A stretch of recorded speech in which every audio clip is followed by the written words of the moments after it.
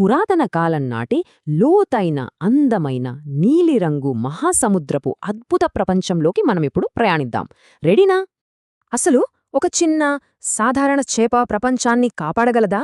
వినడానికి ఆశ్చర్యంగా ఉంది కదూ? కాని ఆ అసాధారణ హీరో ఒక బుజ్జిచేపే. ఈ అద్భుత కథ సత్యవ్రత మహారాజుతో మొదలవుతుంది. ఒకరోజు తెల్లవారుజామున నదిలో ఆయన చేతులు కడుక్కుంటున్నప్పుడు అకస్మాత్తుగా రత్నంలా తలతలా మెరిసిపోతున్న ఒక చిన్న బంగారు చేప నేరుగా ఆయన దోసిట్లోకి ఈదుకుంటూ వచ్చేసింది.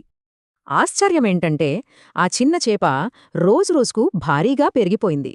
బావినుంచి ఏకంగా సముద్రంలోకి చేరింది.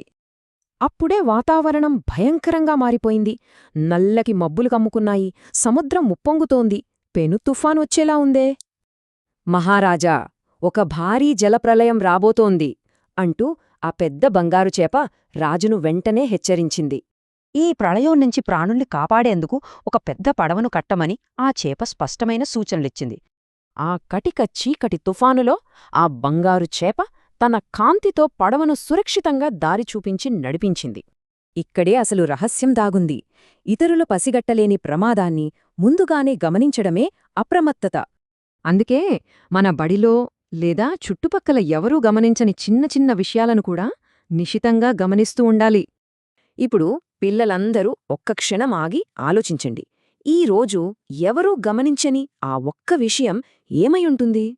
సమస్యను గుర్తించడం మాత్రమే సరిపోదు. దాని గురించి 10 మందికి చెప్పే ధైర్యం ఉండడం చాలా ముఖ్యం. ఆ చేప ప్రళయాన్ని చూట్టమే కాదు, ఏమాత్రం భయపడకుండా ధైర్యంగా హెచ్చరించి అందరినీ కాపాడింది. నిజమే కదా, అంతా మౌనంగా ఉన్నప్పుడు చెయ్యి ఎత్తి గట్టిగా మాట్లాడటానికి ఎంతో ధైర్యం గావాలి. ఆ కాపాడిన పడవలాగే మనలోంచి వచ్చే ఒక ధైర్యమైన మాట కూడా చుట్టుపక్కల వారిని రక్షించగలదు. మనలోని శక్తిని బయటికి తీయాలంటే ప్రతిరోజూ ఇలాంటివి గమనించాలి. చెప్పాలనుకున్నది ధైర్యంగా చెప్పేయాలి. ఆ బుజ్జి బంగారు చేప నేర్పిన గొప్ప పాఠం ఇదే. చూడండి, ధైర్యంగా చెప్పండి, మార్పు తీసుకురండి. ముగించే ముందు ఒక్క ప్రశ్న. ప్రతి చిన్నారిలోనూ నిద్రపోతున్న ఆ అద్భుతమైన హీరో ఎవరో ఆలోచించండి.